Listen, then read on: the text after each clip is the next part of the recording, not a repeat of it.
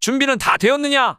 그는 김진사라는 양반으로 돈은 많지만 번듯한 벼슬이 없어서 과거 시험을 보기 위해 한양으로 떠날 채비를 하는 중이었습니다. 네, 준비되었습니다. 김진사와 같이 떠나는 몸종 막동이는 부모님의 빚 때문에 김진사 댁으로 팔려온 하인이었습니다. 막동아, 너는 한양이 어떤 곳인 줄 아느냐? 한 번도 가본 적이 없는데 어찌 알겠습니까? 김진사는 비웃듯이 껄껄 웃으며 말했습니다. 이놈아, 한양은 훤한 대낮에도 멀쩡한 사람 눈 빼가고 코 잘나가는 곳이야? 어이쿠, 그렇게 무서운 곳이 다 있어요? 그러니 한양 가서는 조심해야 된다. 비웃으며 말하는 김진사를 보며 막동이는 골탕을 먹여줘야겠다고 생각했습니다.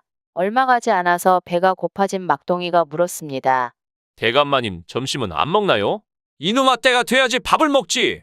도시락을 안 먹고 오래 두면 똥이 된다던데요. 누가 그런 말도 안 되는 소리를 하냐? 멍청한 녀석 같으니라고. 그렇게 길을 가다 산길을 돌아서는데 김진사가 얼굴이 빨개지면서 말했습니다. 어이쿠, 갑자기 배가 왜 이러지? 어디 대변을 볼 데가 없느냐? 아이, 무슨 걱정이세요? 저기 뚝 아래로 가서 똥을 누면 사람들이 다 개가 눈 줄 알 텐데요, 뭘. 김진사는 본인이 개가 된 느낌이라서 불쾌했지만 따질 겨를 없이 똥 밑으로 내려가 똥을 누기 시작했습니다. 그 틈을 타 막동이는 도시락을 얼른 먹고 거기다 똥을 누웠습니다. 볼일을 보고 다시 한참 길을 가다 점심을 먹으려고 도시락을 연 김진사가 밥 대신 똥이 가득 차 있는 걸 보고 기겁했습니다.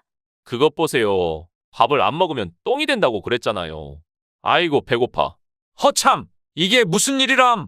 김진사는 막동이를 의심했지만 막동이가 너무 툴툴거리는 바람에 아무 말도 못했습니다. 점심도 못 먹어서 배가 고픈 둘은 주막을 발견하였습니다. 김진사는 출출하고 갈증도 나서 술 한 잔이 걸치고 싶은데 술이 맛있는지 몰라 걱정이었습니다. 술이 시큼하기라도 하면 양반 체면에 먹다 뱉을 수도 없고 해서 막동이를 불러 말했습니다. 막동아, 주막에 가거든 내가 먼저 술을 맛보거라. 술이 식거든 고개를 젓고 맛있으면 끄덕이도록 하여라. 예, 알았습니다요. 신이 난 막동이가 주막으로 달려가 술 한 사발을 시켜 맛을 보는데 그 맛이 꿀맛이었습니다. 고개를 끄덕거리려던 막동이는 순간 또 한 번 꾀를 부려 인상을 찌푸리면서 고개를 저었습니다. 어차피 마님께서 나눠주지도 않을 테니까 지금 많이 먹어둬야지. 옳지, 이 집 술이시구나. 자칫 욕볼 뻔했다. 둘은 다시 길을 떠나 다음 주막집에 이르렀습니다. 김진사는 이번에도 막동이를 시켰습니다. 막동이가 술맛을 보는데 이번엔 먼저보다 더 맛이 일품이었습니다. 하지만 막동이는 이번에도 인상을 찌푸리면서 고개를 저으니 김진사는 웃으며 안심하였습니다. 저 녀석에게 먼저 맛보게 하길 잘했구만. 그렇게 여러 주막을 거쳐 한 허름한 주막에 다다랐을 때 이번에도 술을 맛본 막동이가 드디어 고개를 끄덕였습니다. 옳거니 드디어 술맛 좋은 주막을 찾았구만. 김진사가 신나하면서 술 한 잔을 맛보는데 그 맛이 너무 시고 털털한 게 목에 걸려 넘어가지 않았습니다. 체면을 차리느라 억지로 술을 들이킨 후 막동이를 보자 마님, 이건 아까 지나온 주막들에 비하면 꿀맛입니다요. 하고 말했습니다. 그래, 맛없는 신술 먹느라고 고생했다 이 개놈 새끼야. 뭔가 꺼림직했지만 사실을 알 리 없는 김진사가 인상을 찡그리며 말했습니다. 제대로 된 식사 한 번 못한 김진사는 늦은 저녁 과거를 보러 가는 양반들이 즐비한 주막에 도착하였습니다. 아는 선비들을 만난 김진사는 술판을 벌이며 술자리에서 오늘 있었던 일을 말해주었습니다. 김진사 자네 멍청하구만. 저건 저종놈이다 꾸며낸 일이지. 나도 의심은 가는데 증거가 없어서 뭐라 말을 못했네. 저놈이 아주 양반을 가지고 노는구만. 돌아가면 아주 혼쭐을 내주게. 그래야겠구만. 과거 보고 돌아가면 홍군형을 내줘야겠어. 막동이를 술안주 삼으며 껄껄 비웃는 양반들을 본 막동이는 또다시 양반들을 골려줄 궁리를 했습니다.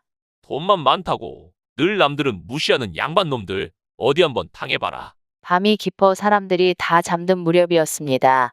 막동이가 일어나 양반들이 자는 방문을 열고 봉창문의 종이를 축축 뜯기 시작했습니다. 그 소리에 깬 양반들이 막동이를 보고 호통을 쳤습니다. 이놈아 지금 거기서 뭐하는 짓이냐?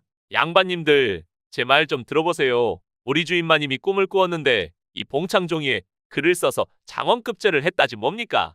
그래서 저한테 종이를 뜯어오라고 하셨어요. 뭐 장원급제? 아직 술이 덜 깬 양반들은 장원급제 소리에 눈이 번쩍 뜨여 앞다투어 봉창문을 뜯기 시작했습니다. 이건 내 거야. 무슨 소리여? 내가 먼저 잡았어. 한바탕 난리가 나고 주막집 주인이 나서서야 겨우 싸움을 멈출 수 있었습니다. 이 모습을 지켜본 막동이는 속으로 고소해했습니다. 그 후에도 몇 번을 더 골탕 먹으며 김진사는 한양에 이르렀습니다. 막동아, 내가 전에도 말했지. 한양은 대낮에도 멀쩡한 사람 눈 빼가고 코 잘 나가는 곳이라고. 김진사가 거들먹거리며 말했습니다. 네, 알겠습니다요. 그리고는 장터에 들려 다녀올 데가 있다며 막동이더러 기다리고 있으라고 했습니다. 땡볕에서 한참을 기다린 막동이는 덥고 짜증이 났습니다. 언제까지 기다리람? 에라, 모르겠다. 막동이는 마전으로 가서 말을 팔고 판돈으로 맛있는 음식을 잔뜩 사 먹었습니다.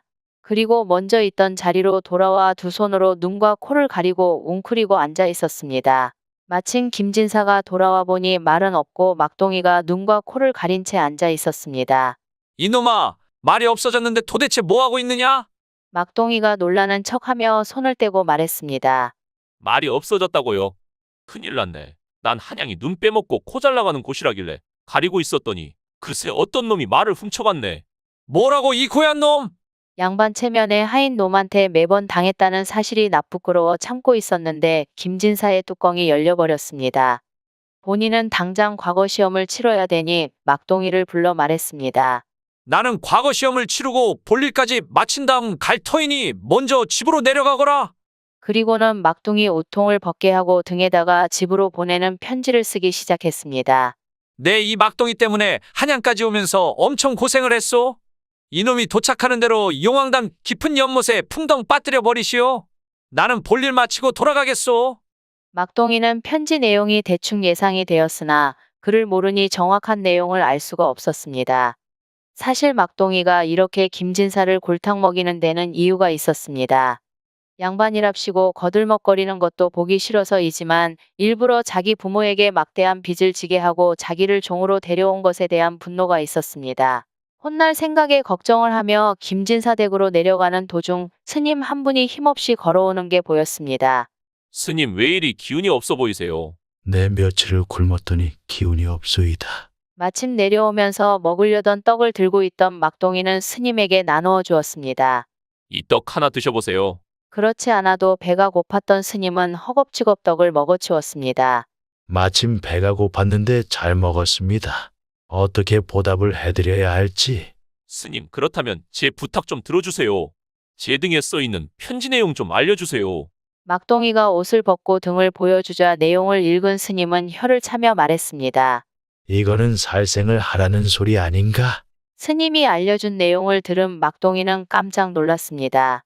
이대로 가면 내가 죽겠구나. 안 되겠다. 막동이는 스님에게 편지 내용을 수정해달라고 요청했고 떡을 얻어먹은 스님은 막동이 요청대로 편지를 수정해 주었습니다. 내가 막동이 덕에 과거 시험도 통과하고 좋은 일이 많이 생겼소. 막동이는 하인으로는 아까운 아이이니 노비 문서를 없애고 막내딸과 혼인시키시오. 이번 달 말이 혼인하기 좋은 날이니 그날을 넘기지 마시오. 나는 볼일을 다 마치고 내려가겠소. 스님이 어찌 글을 잘 쓰던지 김진사 글씨체와 똑같았습니다. 스님에게 감사 인사를 드리고 김진사 댁에 도착한 막동이는 안방마님에게 편지 내용을 보여주었습니다. 드디어 과거 시험에 붙으셨구나. 집안의 경사로다. 안방마님은 너무 좋았지만 한편으로는 막내딸을 막동이와 혼인시키라는 내용에 어리둥절했습니다. 하지만 김진사의 명을 어길 수는 없어서 막내딸과 막동이를 혼인시켰습니다. 이게 무슨 일이냐? 왜 저놈이 살아있고 막내딸과 결혼까지 한 것이냐? 과거 시험을 보고 돌아온 김진사는 머리끝까지 화가 나서 소리쳤습니다. 과거 시험에 통과했다는 것도 막내딸과 혼인하라는 것도 모두 거짓말임을 안 안방마님 역시 분했습니다. 저 쌍놈의 종놈이 우리 가족을 농락했구려. 그냥 죽일 수 없소. 아주 단단히 고생을 시키고 죽여야지. 분노를 참으며 김진사는 막동이를 불렀습니다. 여봐라. 대대로 우리 집안 사이는 뒷산 용왕담에서 밤새워 정성을 들여 집안의 평안을 기원해야 한다. 김진사는 힘센 하인을 시켜 용왕담 근처 소나무 가지 위에 밧줄로 망태를 묶어 놓으라 시켰습니다. 저기가 기원을 드리는 장소이니 밤새 정성껏 드려라. 내일 아침에 와서 내려주마. 그리고는 혼자 남겨둔 채 집으로 돌아왔습니다. 밤새 벌벌 떨게 하고 연못에 빠뜨려 죽일 작정이었습니다.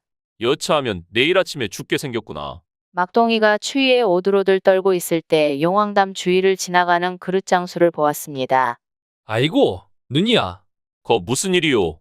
사람 목소리에 그릇장수가 깜짝 놀랐습니다.